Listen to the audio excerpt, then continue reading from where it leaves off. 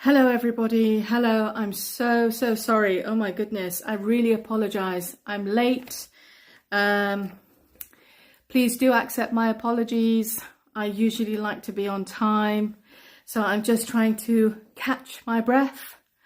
Hi, everyone. Hi.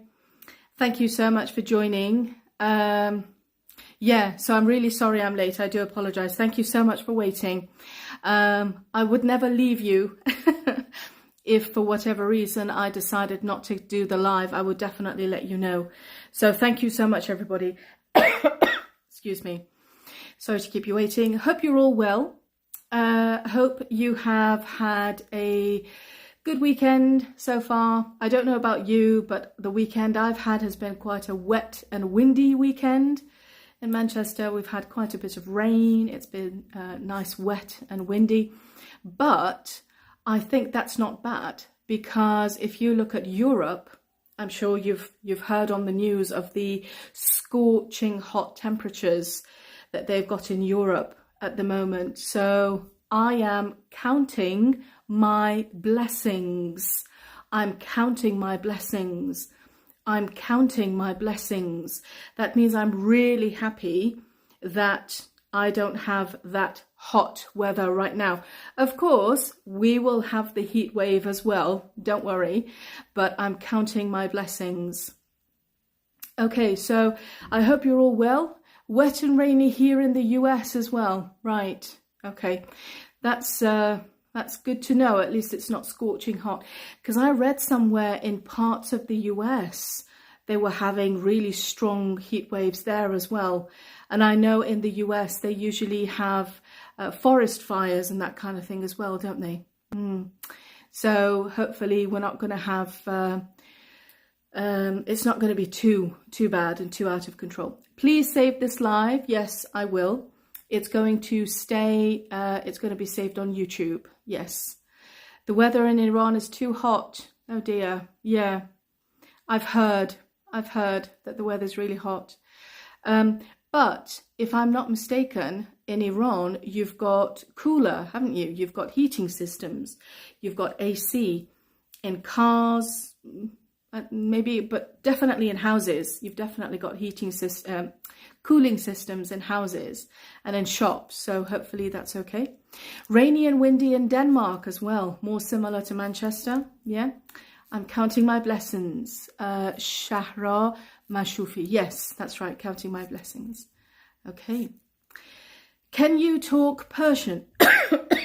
Yes, but not as good as you. Not as well as you can. Kuler Ghazi. Very good. Yeah. I'm tired. Manchester, every day rainy and cold. I know. That's Manchester. At least it's nice and green. Yeah. At least it's nice and green. Were you born in the UK? Yes.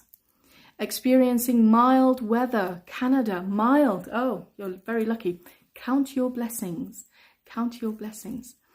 Unfortunately, in Sweden, it's rainy and we hadn't summer. You haven't had a summer yet, but hopefully summer is on the way. Hopefully. Cool in London. Lucky you. Okay. It's all right for some, isn't it? It's all right for some. It's all right for some. Hull is going to rain. Okay. Okay. In Oslo. Okay. And we've got people joining from all over the place. Lovely, lovely, lovely. In Kurdistan. Yes. Yes. How did you learn Farsi? My father is Persian. And I lived in Iran when I was a child. I lived in Iran for a few years when I was a kid. It's a beautiful, beautiful country. And even more beautiful people, really. I wish I had an accent like you. You're not missing much. Okay, this is an idiom. You're not missing much. That means it's nothing special. Believe me, I promise. British accent is nothing special, honestly. Everybody keeps saying, oh, I want an American accent, I want a British accent. Believe me, it's nothing special, honestly. Native speakers if you're studying for a test, that's different. But if you're studying because you want to communicate with native speakers, or you live in an English-speaking country, honestly, native speakers, they don't listen to your accent or your pronunciation. The first thing they listen to is what you're saying, not how you're saying it, not your accent. They listen to what you say, how you ask, your behavior, okay, and what you're asking, what you're saying. They listen to your words. Accent and pronunciation, that happens later. Yeah. We really enjoy listening to you. Thank you. At least I don't give you a headache. Thank you very much. The weather is gorgeous in Glasgow. Beta, honestly. Oh my God, it's all right for some, isn't it? British accent is much better and even sounds better. Okay, thank you. We have awful weather in London. Oh, somebody just said you have sun in London. Okay. I hope to have a bit of sun. Madly in love with the British accent. مفهومو برسونیم Samira. Exactly. مفهومو برسونیم. That's it. I must have told you, surely, and people who already live in the UK, you know that in the UK, around about 80%, 80% of people in the UK speak English. 20% of people in the UK are from other nationalities, other countries, other cultures. And so they speak English as well, but with their own accent. So it's not just Iranian people living in the UK. It's people from Africa, people from Europe, lots and lots. We used to have before Brexit, we used to have lots of people from Germany, France, Spain, Italy, Poland, Romania. You know, we used to have so many different nationalities and colourful cultures, really, in the UK. It was so nice, so many different cultures. And then, unfortunately, Brexit happened, which we're not very happy about at all. But yes, anyway, so there are lots of other accents and lots of other nationalities as well in the UK. I don't like the American accent, only British. Okay. Hadi, accent is not important. Unfortunately, people concentrate on accent, which is just wasting time. Okay. Wasting time. I guess when you go to live in a new environment, I'm trying to put myself in someone else's shoes. I guess when you go to live in another environment, if you want to learn the language, you think to yourself that I have to learn the accent as well. However, tonight's live, which in my opinion is even more important than the accent, if you don't mind, is the culture of the language. And that's what we're going to talk about tonight, the culture of the language. In my opinion, I might be wrong, but in my opinion, language is not language without the culture. Because what do I mean by culture? I mean history of the country. I mean art of the country, food and diet, any kind of music, literature. I mean, what is trending, you know, all of these, fashion, all of these are part of the culture of a language. And that's what creates language. So in my opinion, somebody who wants to learn a language, in my opinion, has to learn the culture of that place as well, not just the language. Okay. If you want to learn a language, you can get a textbook. You can have your Sunday free. You don't need to come to my live. Yeah, Rohatim. Yeah, you can have your Sunday to yourself. You don't have to listen to me for half an hour. But if you really want to learn the culture properly, you need to learn the language with the culture. If in Iran, if I'm dealing with either in Iran or here, if I have an Iranian guest, okay, and I have a British guest, excuse me, I have an Iranian guest one night and then I have an English guest another night, I can't treat these two exactly the same way. If I understand that the Iranian culture is different, I have to try and respect that culture. So when my guest walks into my house, the usual thing that you say, is بفرمایید. You might say بفرمایید اونجا بشینید، بفرمایید هر جا راحتید بشینید، هر جا دوست دارید. I've heard some people say بفرمایید بالا بشینید, which I'm guessing means in the best place in the room, right? You want to give the best place, the best seat, the best anything to your guest. So that's how you might dictate or you might suggest where your guest sits. We don't do that in England. We don't tell people where to sit. We just say, make yourself comfortable anywhere, sit anywhere. And that's a very polite way of saying it. But the reason why we say it is because, if the host is relaxed, then the guest is relaxed. So it's learning the culture, which means we can learn the language. So in my opinion, accent is important, but culture is more important than the accent. Okay, Iran's culture is very rich, very rich. Tawakkoli S 1983. It's I wish that other cultures would learn from the Iranian culture. شیدا هر جا دلشون بخواد میشینن. Basically they sit wherever they're comfortable.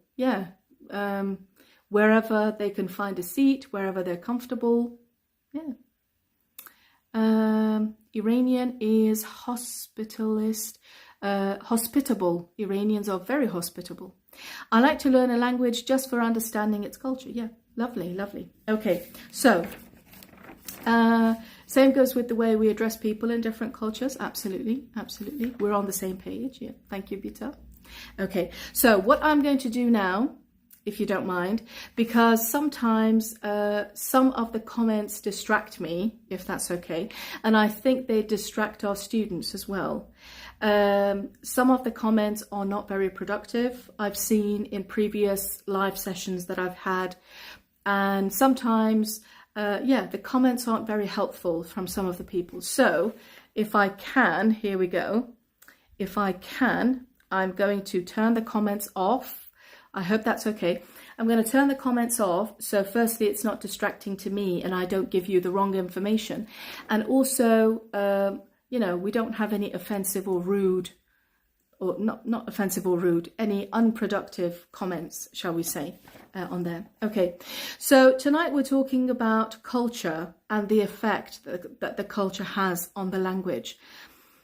Language constantly changes. We know that. An example is when during COVID, if you remember, when we had coronavirus during COVID, oh my God, those terrible months and years, there was something that we heard a lot in the UK. It was called COVID hair, if you remember. And that's because hairdressers and barbers, obviously, they were all closed. They were closed because of COVID. So everybody was responsible for cutting their own hair. And people's hairstyles were atrocious. They were really, really bad. I'm going to write atrocious in the caption on YouTube. People's hair was absolutely atrocious. I'm going to write this down so I don't forget. Because people who know nothing about, hairdressing had to cut their own hair, and sometimes they had to go on TV and present the news, or they had to go to Parliament, with that kind of hair. Remember Boris Johnson with all that hair? So this is part of the culture of that time, COVID hair, and language changes, definitely. But one thing that we have a lot of in the English language are idioms. And I'm sure you've heard about this a lot from me. Idioms are something that we use all the time. We can't escape it. Idioms and phrasal verbs, we can't escape them. And one of the main reasons why we use idioms, you might say, Layla, for God's sake, why do we use so many idioms? The reason why we use idioms is because idioms can paint a picture in the listener's mind. So it's an easier way for you to describe something visual for your listener to be able to see and understand. Okay, if I just say, oh, I'm really tired, I'm really tired. If I just say I'm really tired, okay, you understand that I'm tired. But if I say to you, oh my God, I'm shattered, I'm shattered. I'm shattered is an idiom. And shatter, what is shatter? It means if I have a glass, and I drop it, it falls on the floor, psh, it shatters, tiny, tiny, tiny pieces. That means it's finished, nothing left, it's shattered. And that's how I feel. When I'm really tired, I'm shattered, no energy left, yeah? Nothing left. So when we say I'm shattered, excuse me, it's an idiom that we use. We're trying to paint a picture in the mind of the listener. This is how tired I am. So that's one of the main reasons why we use idioms, to be able to communicate our feelings and our intentions a little bit more clearly for the listener. Okay. If I see something, someone's painted a house, someone has done a really good paint job for a car, somebody has done a fantastic haircut, somebody has done some beautiful nails, anything, I can say it's a work of art. It's a work of art. It's a work of art. Instead of saying, oh my God, it's beautiful, oh my God, it's amazing, I use this idiom, it's a work of art. It's a work of art. Why do we say this? It goes back to the culture, the British culture in many, many, many years ago, similar to the Iranian culture, where art was seen as something priceless. Art was seen as something really creative. People who had very high intelligence would do something artistic. So it's my way of complimenting that person by saying, wow, it's a work of art. It's a work of art. So we use this idiom to show that, wow, what you've done is amazing. So I don't just say, oh, it's amazing. I say, it's a work of art. It's a work of art. It's a work of art. It's a work of art. This is the idiom we use because art is so important in the British culture. We use it in the idiom as well. Yeah, I'm sure that there is something similar in Farsi as well. I'm sure, because art, oh my God, art in the Persian culture is so much better, so much richer, so much more ancient, so much more historical, beautiful, creative compared to British art, of course, because it's been around for so many years. Okay, so something amazing, we say it's a work of art. It's a work of art. That's the idiom, because culturally we really value art very much. If somebody keeps asking questions, okay, somebody keeps asking questions and you want a nice way to ask that person, stop asking so many questions. Oh my goodness, stop asking so many questions. Instead of saying stop asking questions, or instead of saying stop being nosy, we use an idiom again. We say curiosity, kunjkavi, yeah? Curiosity killed the cat. Curiosity killed the cat. The cat. Curiosity killed the cat. Why do we say that? It's an idiom. So instead of me saying stop being nosy, I say curiosity killed the cat.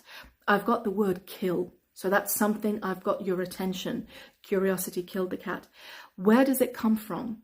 It comes from one of Shakespeare's works. Yeah, Shakespeare did a play, and it was called Curiosity Killed the Cat. Okay, and that's where it comes from. So we use that idiom with that culture of Shakespeare together to tell somebody, stop being so nosy. So if I want to tell somebody, stop asking questions, stop being so nosy, I say, curiosity killed the cat. Yeah, and a native speaker completely understands, oh, okay, I need to stop asking questions Curiosity killed the cat. That means stop asking questions. Okay.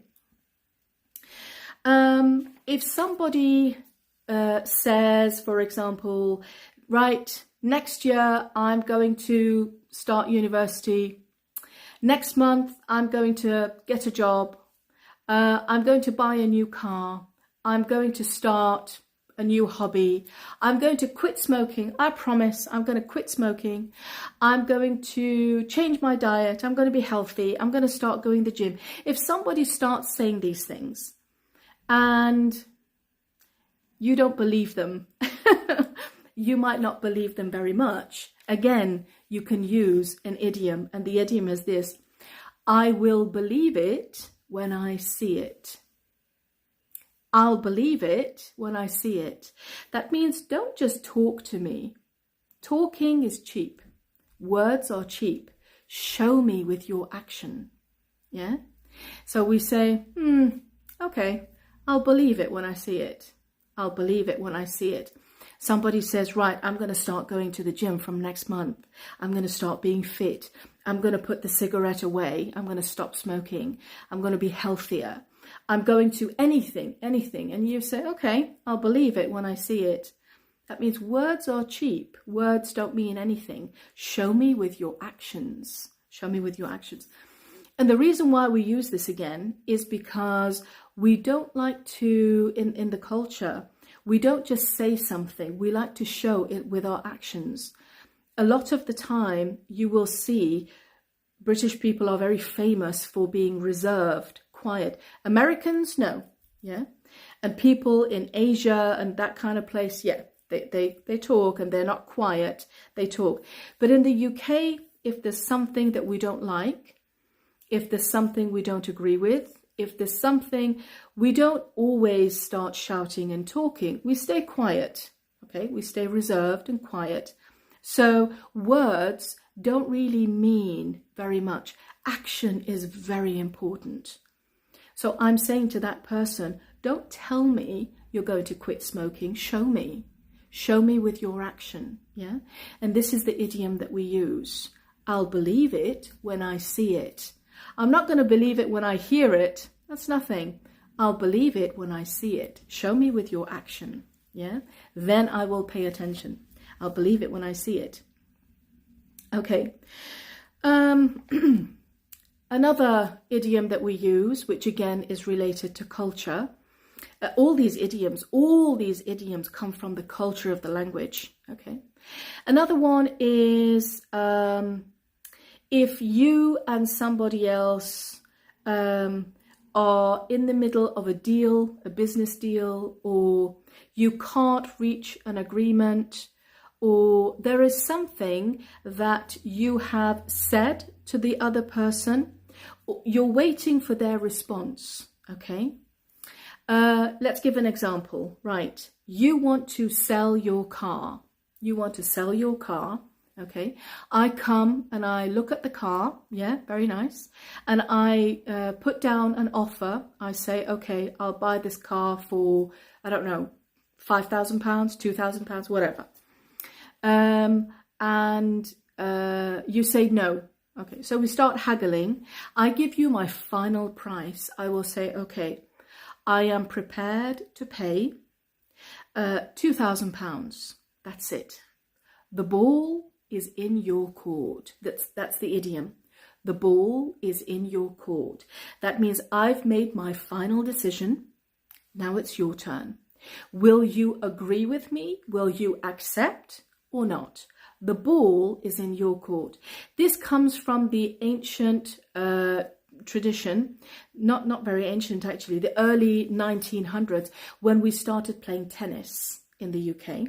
And you've got the ball, yeah? You serve and you hit the ball with your racket. It goes in the opposing person's side of the court, and they have to hit the ball back, okay? And you keep hitting the ball, and that's how you keep the game going. If they don't hit the ball when it's in their court, the game stops, game over. So when I say to you, the ball is in your court, that means I've made my final decision. Now you decide, will you agree with me or not? Will you agree with me? Will you accept what I said or not? The ball is in your court. The ball's in your court. And again, it comes from the tradition of playing tennis, for example. Okay. Excuse me. The last one that I'm going to mention tonight, and then I'll let you go. The last one I'm going to mention is, I usually say this a lot for myself, okay? But you can say it for other people as well. For myself, for example, I want to start doing something that I'm not very good at. Something that I don't have a lot of experience in, I'm not very good at, like cooking Persian food, I'm not very good at that. I don't know, horse riding, I'm not very good at that. Doing lovely, I don't know, painting or anything. I'm not good at these things, obviously. I'm very academic. I'm not in the creative world. So something that I'm not good at, I say, I won't quit my day job yet. Instead of quit, you can also use give up. I won't give up my day job yet. Okay, what does it mean? The idiom, I won't give up my day job yet, it means in the day I have a job and I am very good at my job. My job is teaching English. It's my day job. It's my day job. When you say it's my day job, it means it's something I'm very good at. I have a lot of experience, yeah? If you're a hairdresser, if you work in a nail salon, if you're a chef, if you're a teacher, nurse, doctor, anything you are, that is wherever you work, that is your day job, yeah? So that's the focus of your career. That's your day job. If you do something that you're not very good at, I say, I won't give up my day job just yet, or I won't give up my day job yet. That means I'm not going to stop teaching and then start making Persian food as my job because I don't know how to do it. I'm not good at it. So it's a way of me basically making fun of myself a little bit.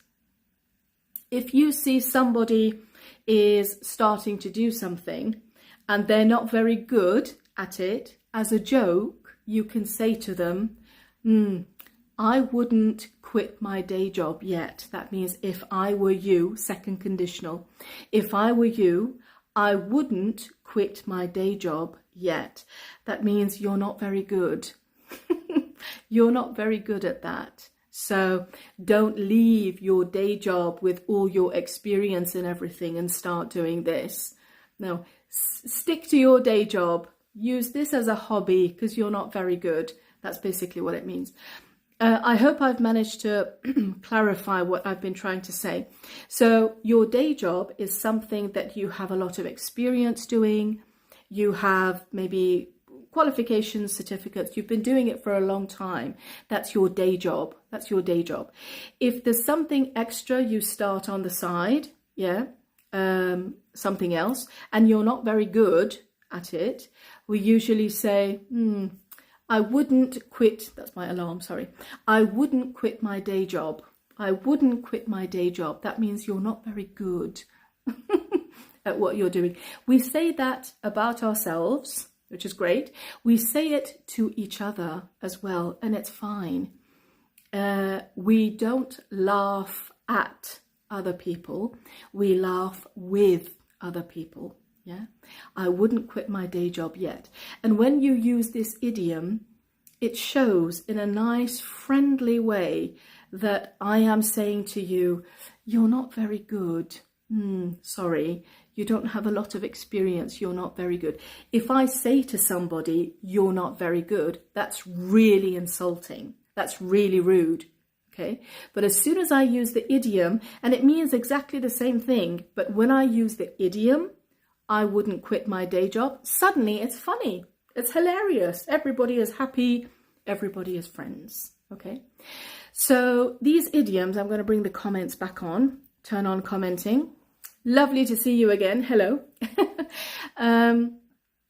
So one of the reasons why we use these idioms is firstly so we can paint a clear picture in the mind of the listener. When I say curiosity killed the cat, that gives you an idea that the cat was so curious, was so nosy, and finally it died, it got killed. That means, oh, I should stop asking questions. It's very clear when we say it.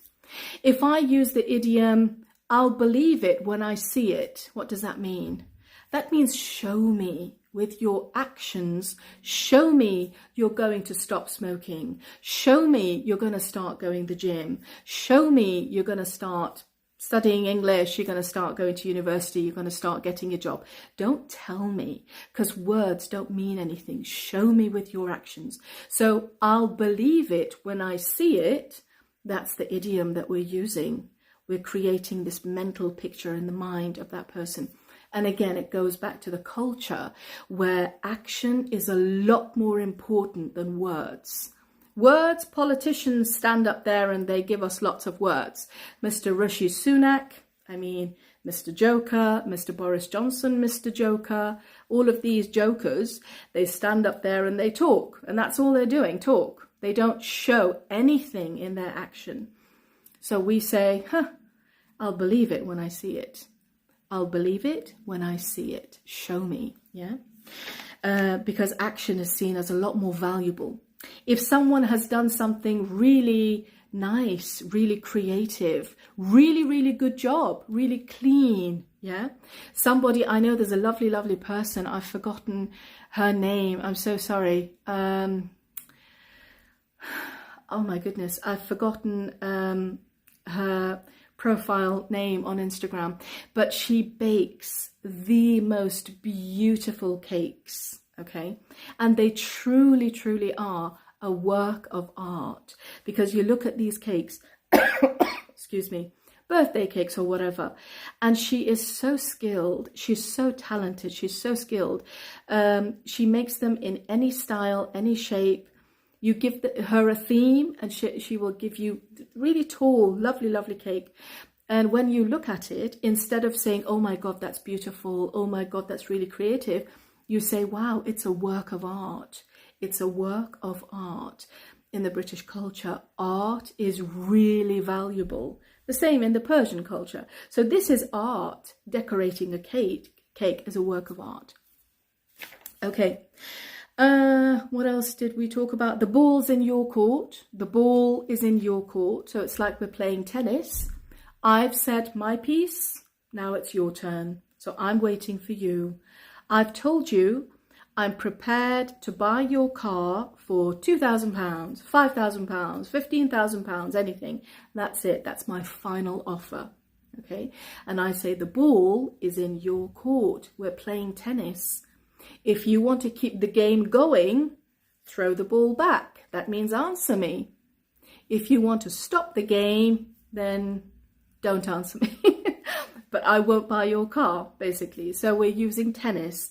And in the culture of the British people, tennis was a very, very enjoyable game. Right now we've got Wimbledon. Sorry, in June we have Wimbledon tennis, which, as you know, is very famous in England, in the UK. We have it every year. Excuse me. It's one of the very few sports that, you know, England is quite good in that. But we had tennis, something similar to tennis, we had 500 or 600 years ago. So it's truly part of the British culture. If you go to supermarkets in June and July in the UK, you might see that they sell strawberries and cream together, and sometimes with champagne, strawberries and cream. And again, this is a cultural thing that when it's June, that's when strawberries are in season. And we love to have it with cream, strawberries and cream. And that's famous, strawberries and cream. That's a cultural thing that we do. Okay, so learning a language, this is what I'm trying to say. Learning a language is okay to start with textbooks. It's okay to start with films and movies and everything. That's great. It's really good if you can learn the culture of that language as well, not just focusing on the words, looking at where did this word come from? What is this idiom? What does it mean? Why do they use this idiom? What's the thinking behind it? What's the culture behind it? And once you understand that if I say it this way, it's part of the culture, then we learn much better. Yeah, I can't tell my guest "Beshin unja." Yeah, I can't tell my Persian guest "Beshin unja." That's really rude. That's not part of the Persian culture. But in England, I can say, take a seat, sit there, sit there. I'm telling my guest where to sit there. That's fine. Because in the culture, we're very relaxed and I'm trying to help my guest. If you want, sit there, make yourself comfortable, sit anywhere, Yeah. So it's the thought behind it. Okay. Lovely. That's interesting. I didn't know that. من تصمیم رو گرفتم دیگه تصمیم با خودت. The ball's in your court. Lovely. تو انگلیس یه دونه است. واقعا عالی هست. Wow. Thank you, Bita. I'm going to start blushing again. Thank you. بشین okay. Court is correct. Yes. Okay, we've got people who want to join. Let's see. Do I have anybody? Let's see. Somebody wants to join. Okay. Who am I going to ask? Let us ask this lovely person. Okay. Come up. In Nottingham, they say, yes. Hey up, me duck. Yes, they do. Yeah, they have their own little quirky words and phrases. They do. Yes. Okay, so I have somebody here. Hello. Can you hear me?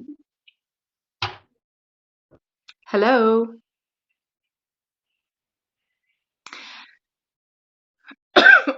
Okay, no. If you want to come on my live, if you want to come when I press, please come. Okay. What did you mean by court? Yeah, court is that place. It's like a basketball court, like a tennis court. That place that people play tennis. That's called a court. It's usually oblong or rectangle, and then you've got a place in the middle as well. Believe me, you have a touch of Persian accent. Oh, okay, good. Very good, lovely. Let's try one more. Okay, one more time. Diary of My Dreams. Who's that? Yard is court. Yes. توپ تو زمین شماست. توپ تو زمین شماست. Jawad. Thank you. That means if you agree with me, if you accept, if you're okay with it, answer. Yes. Hello. Hi. How are you? What's your name, please? Oh. Hi there. Hello. What's your name, please? Hi, my name is Marjan. Marjan. And I'm a teacher, and it's really my honor to be your wife. Lovely to have you. Thank you. Marjan, yes? Yes, I'm enjoying your accent, and it is really my honor to be part of your life. And you remind one of my professors who was from Egypt, and your accent, you remind me of her. Lovely. Oh, thank you so much. Really nice to have you, Marjan. Really nice to talk to you. The part that you say, it's my honor to be in your life, that is something that's from the Farsi culture, isn't it? In Saadat Mane or something like that, something like that, which is beautiful when you use that. Of course, I'm not that important. In the English culture, we use "it's my honor" when we're talking to the Queen or the King, But thank you. Farsi is so pretty. It's so nice. It's so nice to have you. Your expressions are very useful, and as an English teacher, using your pen and so useful. And I always kind of sort classes for my for improving my accent. Thank you very Thank you so much. I'm so sorry. You broke up a little bit. You were breaking up. But from what I understood, you said that you find some of my posts useful on my page and you're learning a little bit of English. I'm so, so happy to hear that. Thank you so much. It was so nice talking to you, Marion. Thank you for coming up. It was very nice seeing you. Thank you a lot, and goodbye. Thank you. Thank you. Goodbye. Enjoy the rest of your evening. Thank you very much. Lovely. Thank you. So finally, I had one person come up. Thank you, Marjan. It was so nice to talk to you. I'm so sorry. I'm not sure if you joined from outside the UK. The internet connection wasn't very good. I'm so sorry. The voice was breaking up. But I heard that you said you're finding the page useful. I'm very glad to hear that. And you commented on my accent. Thank you. And you said, yeah, you're learning some English. Very good. So my job is done. Thank you. It was lovely to have you. Lovely to see you. Okay. لیلا جون چطوری اینقدر زبانتون عالیه عزیزم. زبان, do you mean my English? Thank you, that's very kind of you. If you mean my English is my first language. Farsi is my second language. You're breaking up, Mohsin. Yes, that's how we say it. You're breaking up. Yeah. If somebody's internet connection is not very good, we say your internet is a bit choppy. And again, that's an idiom. Choppy. That means it connects, disconnects, connects, disconnects, connect, disconnect. Choppy. Your internet is a bit choppy. Oops. Okay. Lovely. So nice to see you, everybody. I talked a lot tonight. I hope I haven't given you all a headache. Very nice to talk to you. Very nice to see you. I hope that I've managed to clarify a few idioms. So learning a language is very good, but learning the culture of that language just lets us understand the language, the people a little bit better. Okay, lovely. Choppy. Yes, double P, choppy. Thank you very much, everybody. I'm going to save this session on YouTube, and once it's saved there, I will get the link and I'll post it in my Instagram story as well for everybody. Okay. Could you please make more example of the last one? Which one was the last one that I said? Which one was the last one? I can't remember. Don't give up your day job. Was that the last one? I can't remember. I'm so sorry. Thank you, everybody. You're all being very nice. Thank you so much. So one person asked for an example from the last one. I'm not sure which one was the last one because I went over them again, didn't I? Yeah. So that student that asked for thank you, Samone. That person who asked for an example, you might want to send me a message maybe. Oh, here we go. I won't give up my day job. Okay, I understand. Thank you for repeating your question. Okay, I won't give up my day job.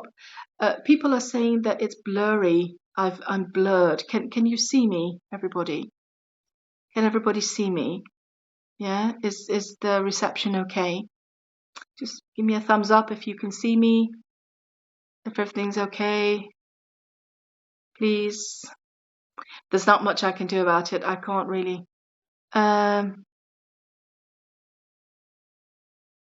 So you can't see me. Are people saying they can't see me? You can't see me or you can see me? I can't see you. Right. Oh dear. I wonder why that is. Let's see.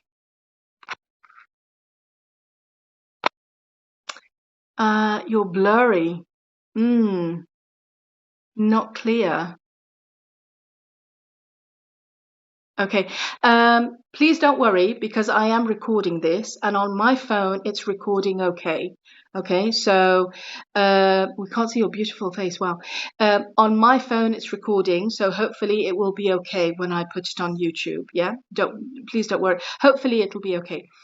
So one of the students was asking about I wouldn't give up my day job. Basically, it means somebody that isn't very skilled, isn't very good at doing something.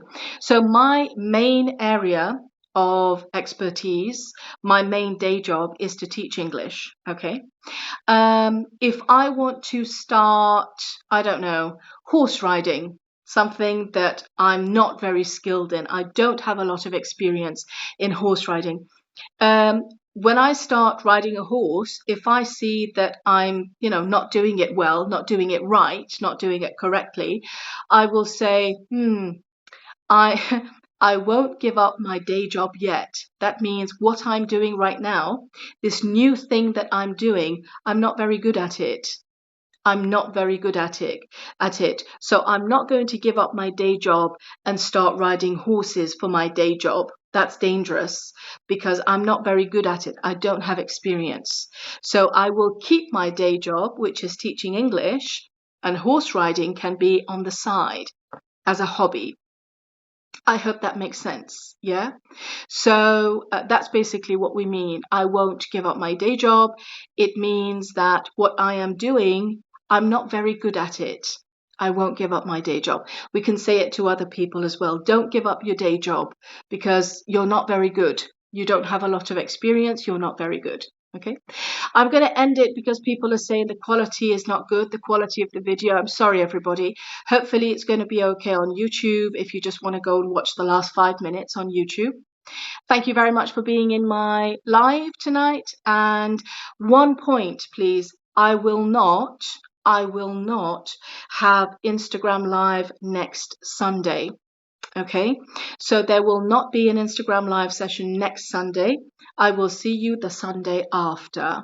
Okay, I'm not sure exactly what date that's going to be, but not Instagram Live next Sunday. I will see you the Sunday after.